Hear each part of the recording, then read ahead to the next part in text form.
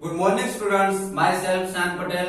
Today we are going to start part 8 of chapter number 13 sound. जैसे कि बच्चों हमने लेसन नंबर 13 साउंड में अब तक बहुत से इंटरेस्टिंग बातें समझी कि साउंड जो है वो प्रोड्यूस किस तरीके से होता है। तो सबसे पहले तो हमने समझा कि कोई भी साउंड होता है वो बिकॉज ऑफ वाइब्रेशन की वजह से वो प्रोड्यूस होता है। समझ में आ रहा है? और वाइब्रेशन की वजह से वो प्रोड्यूस होता है, बाद में वो कोई मीडियम के थ्रू ट्रैवल करता है।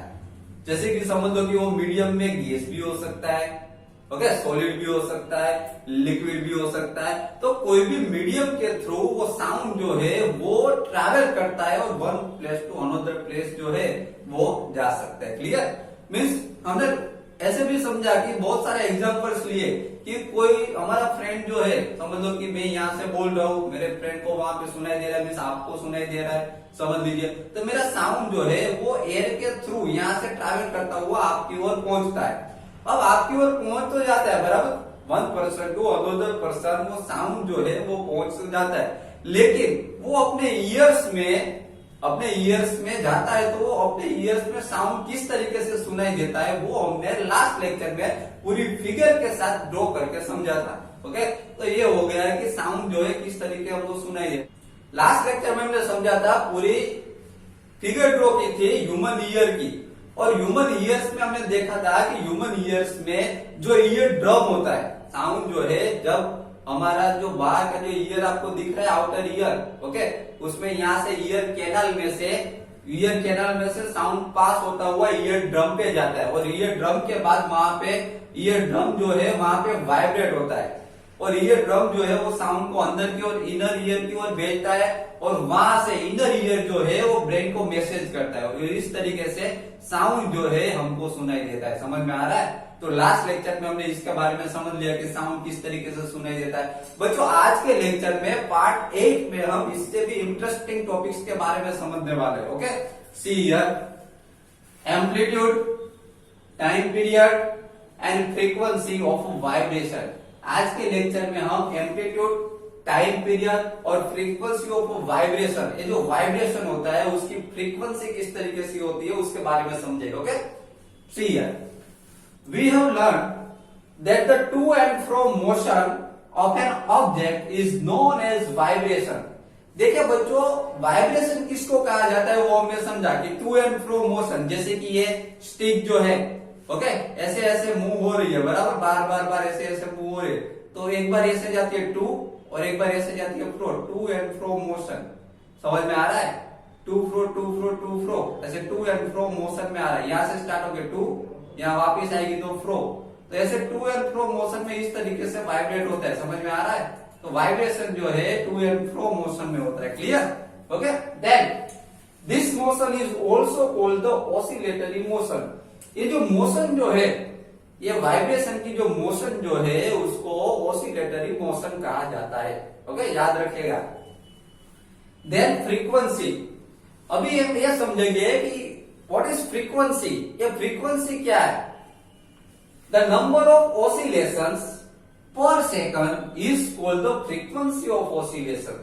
देखिए यहाँ पे ऐसा बताया गया है कि ऑसिलेशन जो होता है, oscillation means to and fro, ये जो मोशन होती है टू फ्रो, ये हो गया वन ऑसिलेशन। समझ में आ रहा है?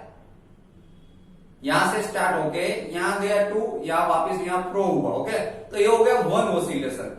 मीन्स इसमें ऐसा बताया गया है कि द नंबर ऑफ ऑसिलेशंस पर सेकंड, 1 सेकंड में ऐसे कितने ऑसिलेशन होते हैं, 1 सेकंड में ऐसे कितने ऑसिलेशन होते हैं उसको फ्रीक्वेंसी कहा जाता है। Okay, frequency of oscillation. Clear?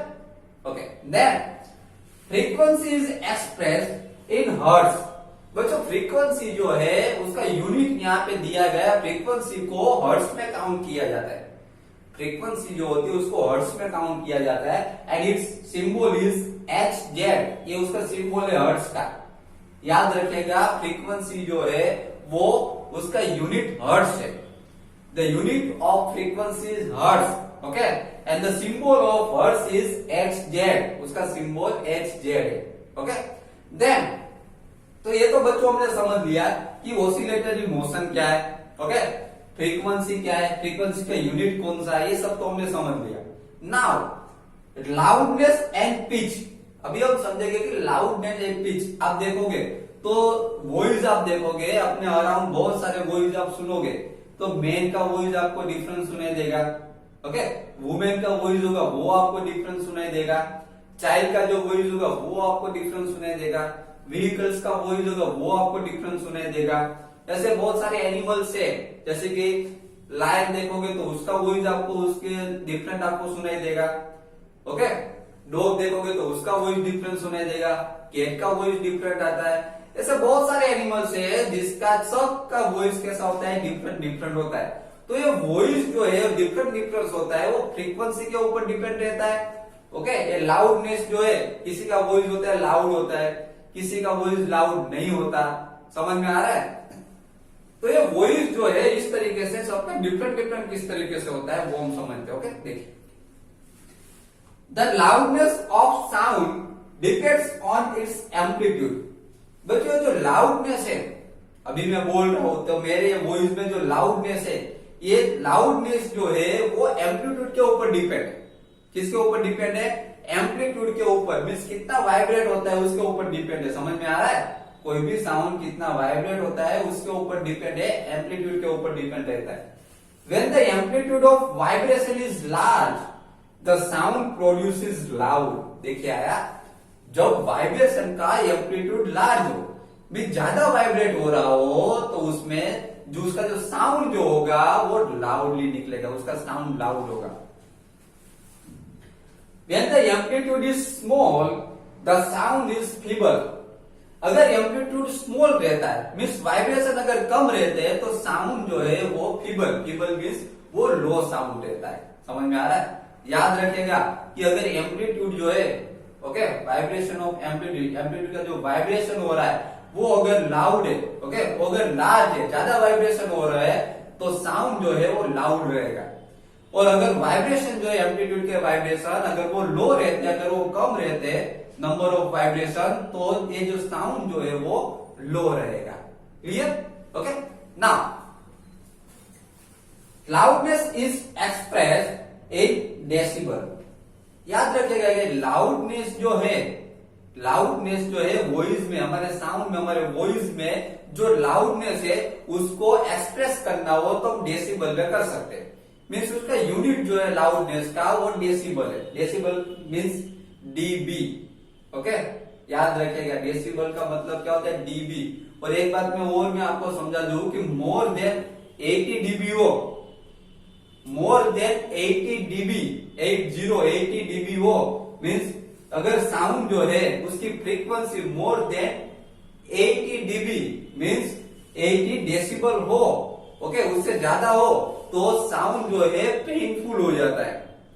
Sound जो हमको कैसा होता है, पेनफुल होता है, मीन्स तो साउंड जो है वो हम इसको सहन ही नहीं कर सकते, समझ में आ रहा है।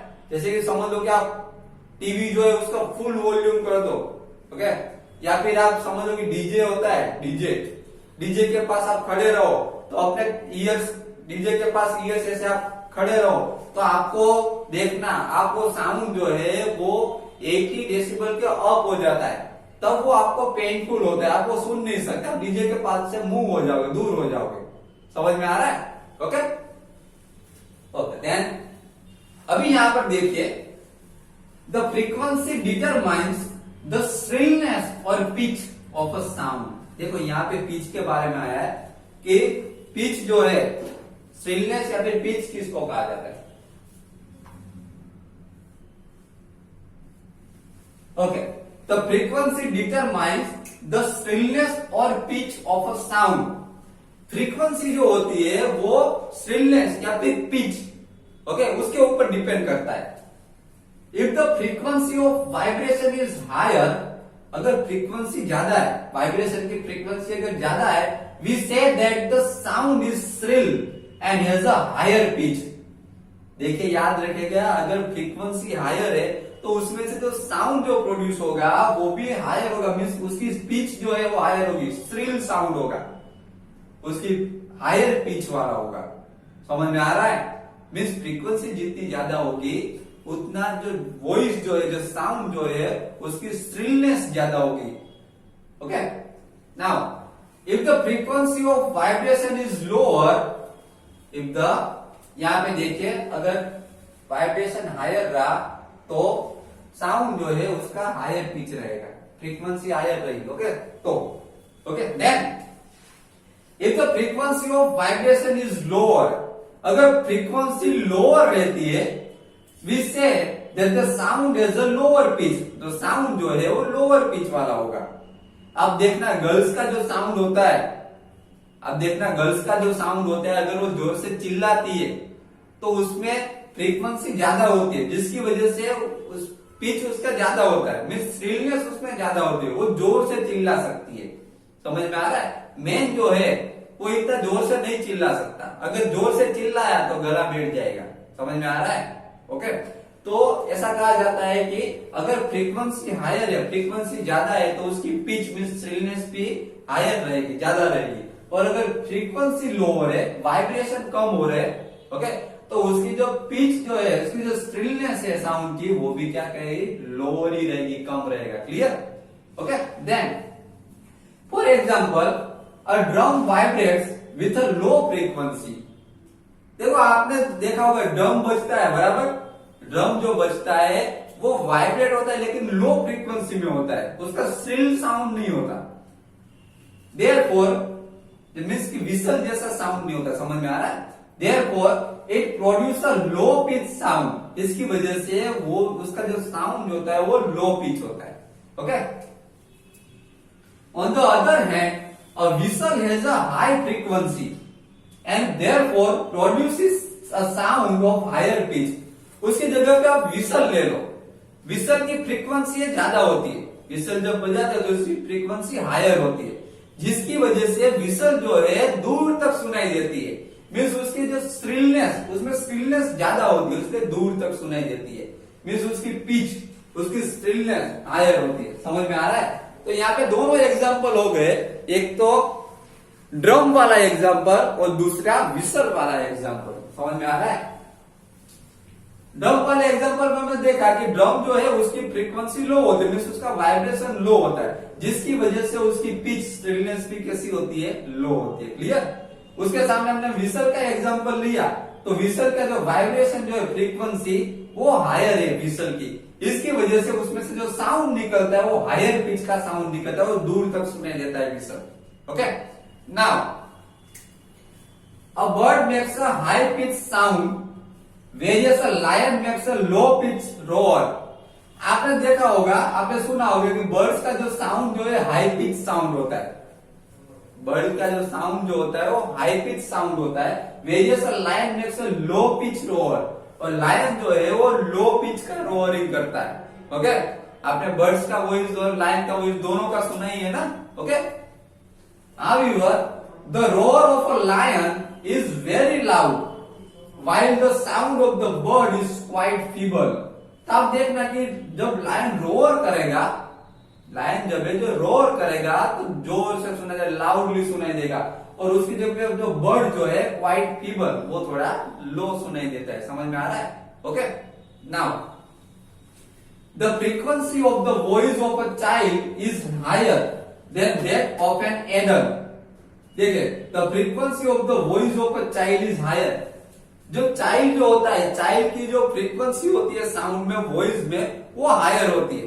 किसके मुकाबले, किसके कंपेयर में हायर होती है? तो एडल्ट के कंपेयर में वो हायर होती है। मीन्स आप देखोगे तो चाइल्ड जब रोएंगे, ओके, या फिर चिल्लाएंगे, तो उसमें से हाई पिच वॉइस निकलेगा, और जो एडल्ट जो है, एडल्ट अगर चिल्लाने जाएंगे, जैसे कि मेरे जितने, ओके, अगर चिल्लाने मैं जाऊंगा तो मेरा वॉइस क्या हो जाएगा, फट जाएगा, मेरा स्पीकर फट जाएगा। समझ में आ रहा है? तो इसलिए ऐसा बताया गया है कि चाइल्ड जो है उसकी फ्रीक्वेंसी हायर होती है, जिसकी वजह से उसमें हाई पिच साउंड निकलता है, और एडल्ट जो है उसकी फ्रीक्वेंसी लो होती है, उसकी वजह से लो पिच साउंड सुनाई देगा उसमें से। क्लियर? तो बच्चों, आज के लेक्चर में हमने पार्ट 8 में हमने amplitude, time period, frequency of vibration के बारे में समझा। ओके, उसके बाद loudness and pitch, loud and pitch के बारे में समझा कि वॉइस जो है वो फ्रीक्वेंसी अगर ज्यादा हो तो उसकी लाउडनेस क्या होती है, ज्यादा होती है। समझ, वाइब्रेशन जिसका ज्यादा हो उसमें लाउडनेस ज्यादा होती है। इसके बारे में हमने समझ लिया। ओके, नेक्स्ट पार्ट में, पार्ट 9 में मैं इसके आगे के जो टॉपिक्स जो बाकी रहे हमारे वो मैं आपको समझाऊंगा। बहुत ही इंटरेस्टिंग टॉपिक है। Okay, thank you very much.